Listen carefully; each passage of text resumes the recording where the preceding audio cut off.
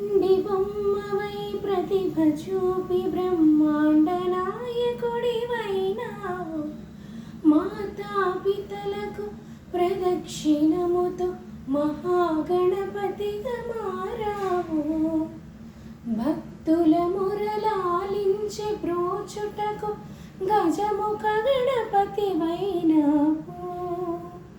బ్రహ్మాండము నీ బుజ్జలో దాచి లంబోదరుడవు అయినావు. లాభము శుభము కీర్తిని కోర్వగా లక్ష్మీ గణపతివైనావు.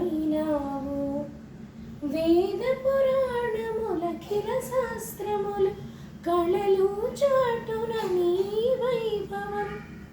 వక్రతుండమే ఓంకారమని విభుదులు చేసే నీ కీర్తనం.